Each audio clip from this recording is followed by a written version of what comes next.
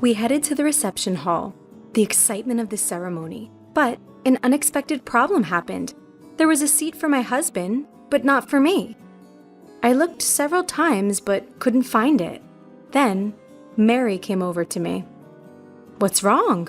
"Oh, Mary, you came at just the right time. There's no seat for me somehow."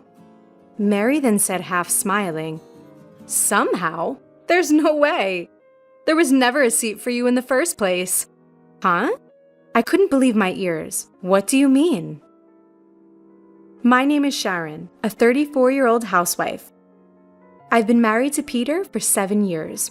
We've never had children, but last year I gave birth, finally. She's a very cute girl.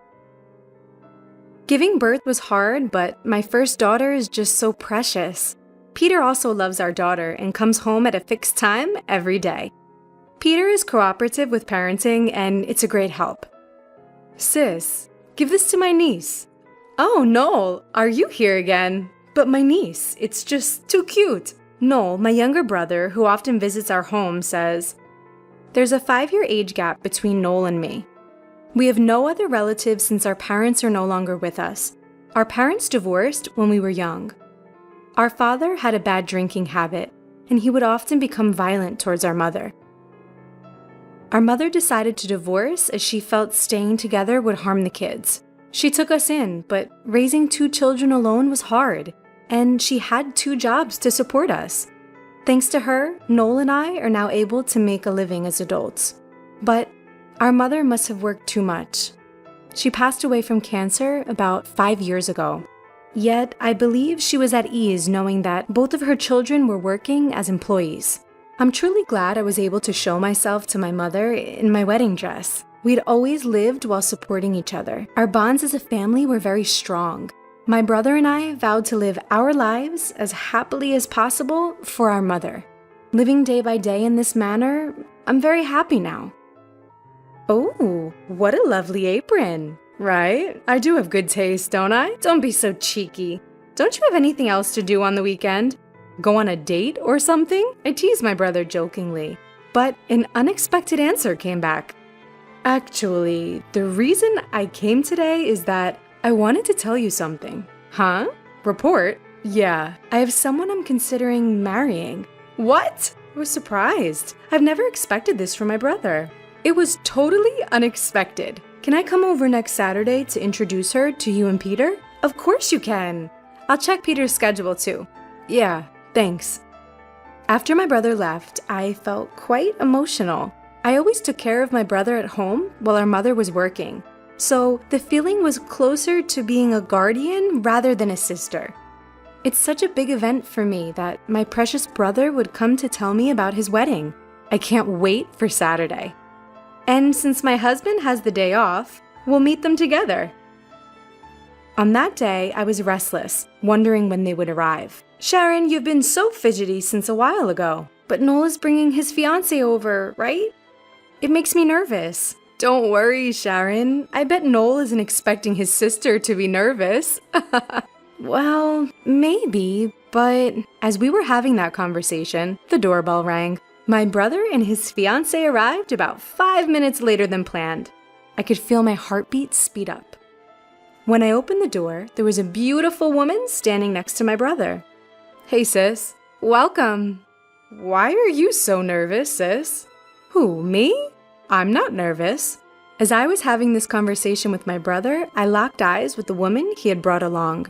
She politely introduced herself. "Nice to meet you.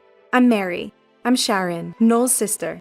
After a brief greeting, I led the 2 of them into the living room. My husband, who had been waiting in the living room, greeted the 2. "I'll make some tea." "Oh, we brought some sweets. Let's all have some." "Oh, thank you. I'll prepare the tea with them." Once I had finished preparing it for everyone, we sat down at the dining table and started talking. Mary was very beautiful and decent. Just like me, she seemed a bit nervous, looking around restlessly. "So, where did you 2 meet?" "Through work. Mary was working as a receptionist at a client's office that I was working with." My brother and Mary said this, looking slightly blushed. My husband said, "Not only managing negotiations, but also bringing a fiancé? Good work." Hey, Peter. That's one way to put it. My brother quickly interjected. I burst out laughing, and Mary was also laughing. Thanks to my husband, the slightly tense atmosphere immediately became more relaxed. By the way, Mary, how old are you? I turned 24 this year.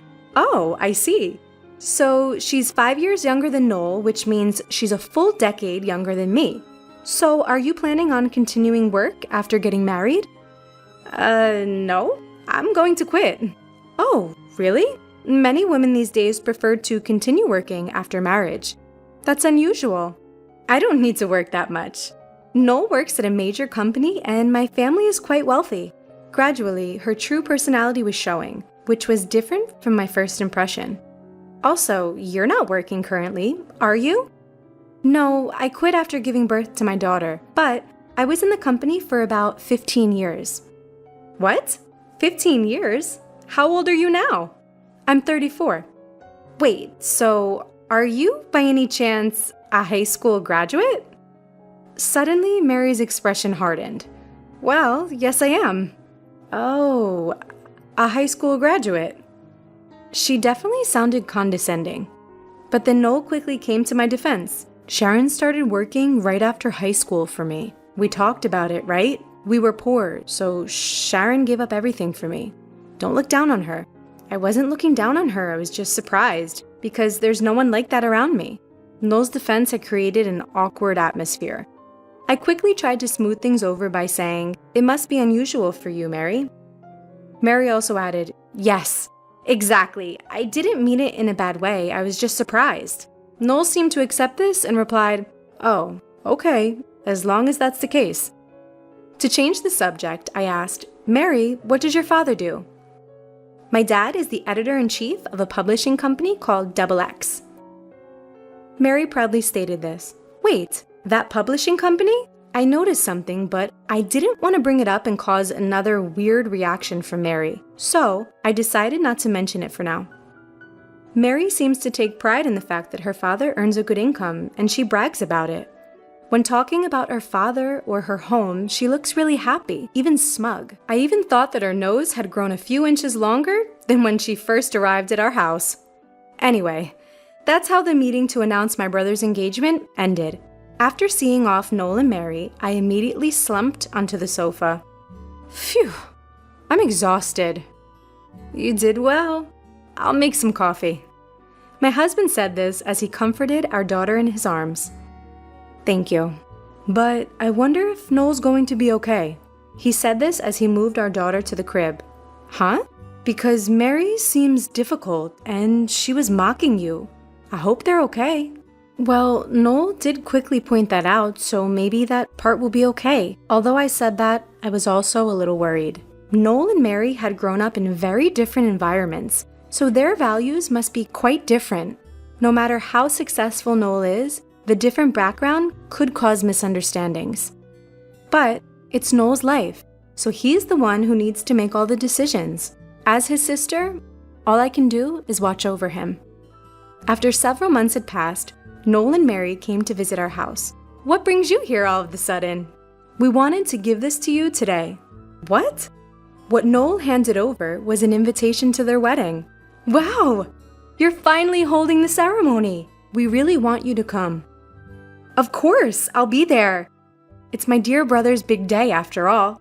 As I was getting excited, Mary interjected. But you don't have any relatives to rely on, and you can't bring your baby to the wedding, can you? She could be worried, but from Mary's tone clearly implying, "Are you really coming?" Oh, don't worry about it. We'll leave her with my mother-in-law. When I said that, Mary seemed disappointed and murmured, "Is that so?" What's up, Mary? You seem down. Noel noticed. Mary suddenly changed her impression. Do I? I'm just tired. With a forced laugh. Yeah, it's been a rush trying to get everything done because our schedules didn't match. To ease their burden, I suggested, why don't you head home and rest? Thanks for the invitation. To be honest, I didn't want to spend more time with Mary, who clearly disliked me. But she's the woman Noel chose. So I refrained from voicing my objections about their marriage. When the day of the wedding arrived, my husband and I went to the venue. Noel looked so handsome walking with Mary. As I've always cared for him like a mother, I was moved to tears.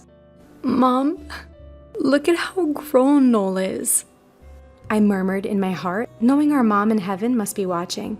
She must be watching the ceremony, emotionally charged from heaven. We headed to the reception with the excitement of the ceremony. But there, we encountered an unexpected problem. While there was a seat for my husband, there wasn't one for me. I searched several times, but I couldn't find it. So I had to tell the venue staff. However, even after they checked, they confirmed that there was no seat for me. Isn't it strange that the groom's sister's husband has a seat, but the groom's sister doesn't? My husband asked the staff. They showed us the seating chart that Mary and Noel had given them. Just then, Mary came over. "What's going on?" "Oh, Mary, good timing. There seems to be a mistake and I don't have a seat." Mary laughed and said, "A mistake? There's no way. We didn't prepare a seat for you from the start." What? I couldn't believe what I heard. "What do you mean?"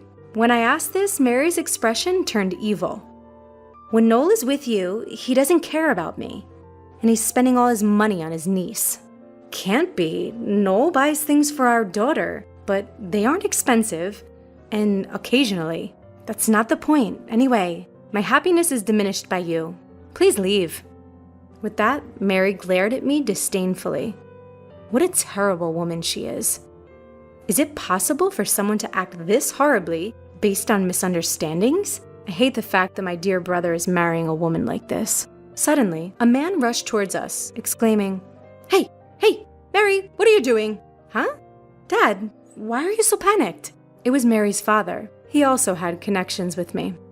"You didn't say something rude to this lady, did you?" "Huh? This lady?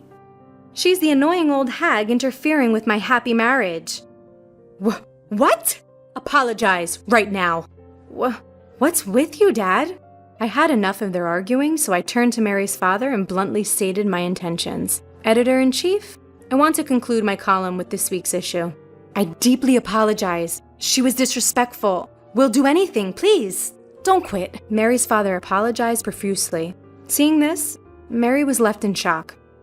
I was into beauty after successfully losing weight, and I've been writing about it on social media. Recently, I shared about post-maternity self-care that you can do at home. This made me popular. I make a decent income. I've been writing an article on a magazine which he works for as a chief editor. Thankfully, the magazine's sales had increased, thanks to me. And I had been continuously writing. I had no idea that Sharon's younger brother was my daughter's fiancé. "Oh, you didn't come to the family gathering, did you? You said there was no need for just a sister." I deeply apologize. If I had known it was you, Sharon." You don't realize that your words only emphasize your bad character, do you? Silenced by my words, Mary's father could only stand there, dumbstruck. Anyway, I'd like to formally discuss my column with your company later. Goodbye. Having said that, I left the venue.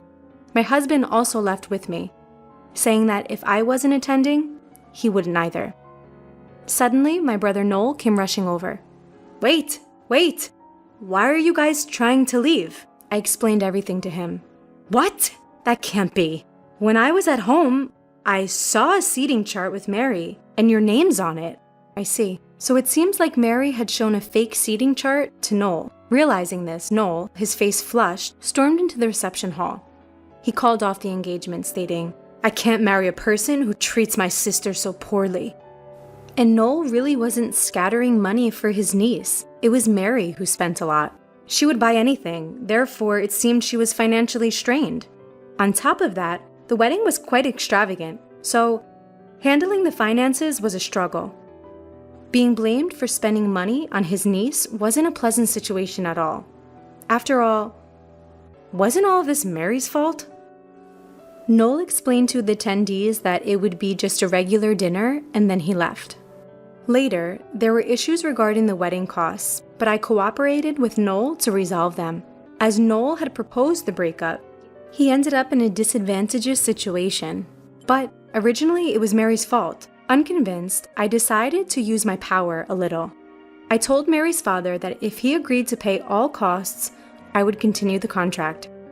Mary's father agreed without hesitation, saying, "Understood." Mary seemed unconvinced.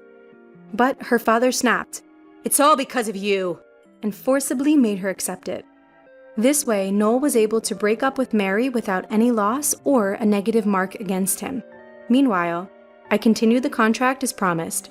However, I did report this incident to the publisher. After that, Mary's father was transferred to a different department and no longer as editor-in-chief. Mary was disowned by her father, saying, "It's all your fault," and was forced out of the house. She had no access to money, but still she couldn't shake off her previous spending habits. She's likely to ruin herself, but it's none of my business, and she brought this on herself. Even Noel said, "Next time, I'll find someone who values you as my sister."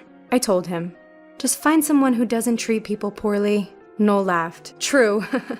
Mary was just abnormal while he was comforting his niece. I'm glad that the problem was resolved safely. I hope Noel finds a good person next time. Wishing for Noel's happiness, I'll continue to work hard for my husband and daughter at home.